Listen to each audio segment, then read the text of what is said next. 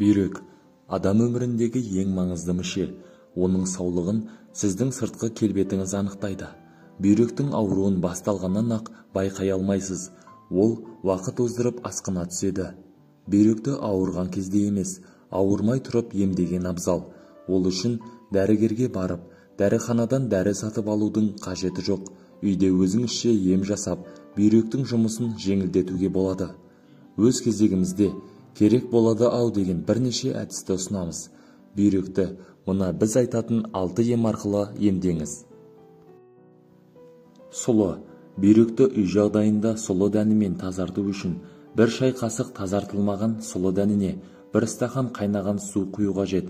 Дайын болған тұнбаны термосқа құйып 12 сағат тұндырамыз.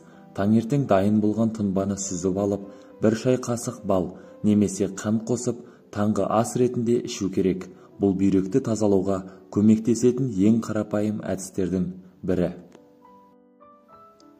Көктеректің қабығы да бүйректегі ет өсіндісіне ем болып табылады.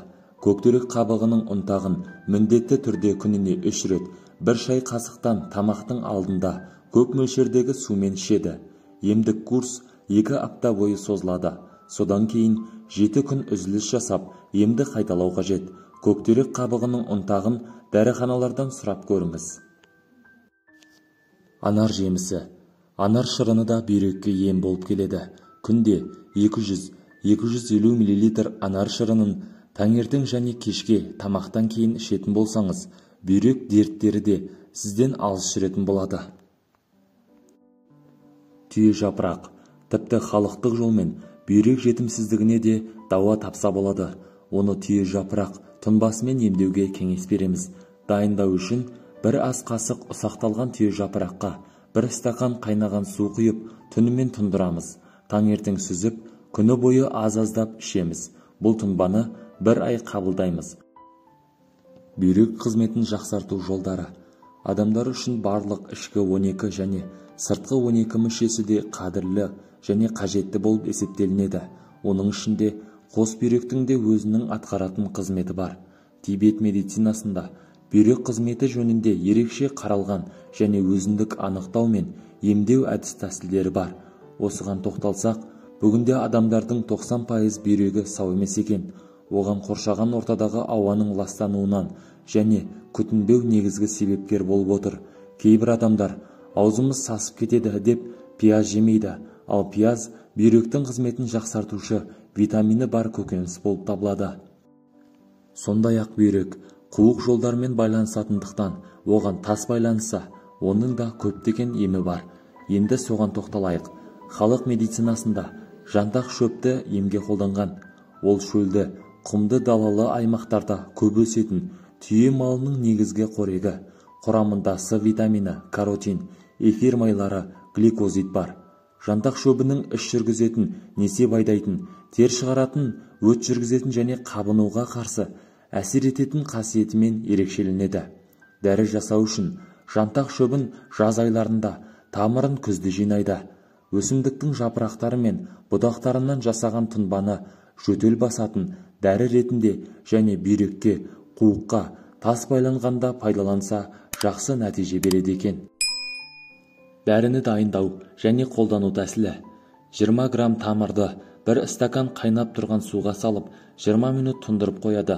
Содан соң сүзіп алып, 4-5 қасықтан күніне 3 рет ішеді. Бүйрекке тас, құм байланғанда, жүректің қызметі нашарлап, денені ісік шалғанда да жоғарыда айтылған тұнбадан 1 қасықтан күніне 3 рет ішкен жөн. Бүйрек пен қуық жолдарына байланған тасты түсіру үшін қарбыз, піскен мезгілді қолдану өте қолайлы. 1 апта тек қара нан мен қарбызды азық етіп, негізі ораза тұтқандай болуы керек. Ем қабылдаудың ыңғайлы уақыты түн кезі. Су толтырылған ваннаға не астауға отырып, қарбыз жесе, зәр қысып, құм мен тас кіші дәретпен араласып түседі екен. Сондай-ақ, қарбызға тойып алып, жүгіріп, жанын қинаса да, тас пен құм кіші дәрет арқылы түседі. Ал бүйректің қызметін жақсартуға жүгері де 1001 ем болып саналады екен. Оны асып, жей беру керек. Бүйрек қызметі қалыпты емес жағдайға түскенде көз асты әжімденіп көгеріп кетеді. Көлкілдеп ісіп тұруы да ғажап емес.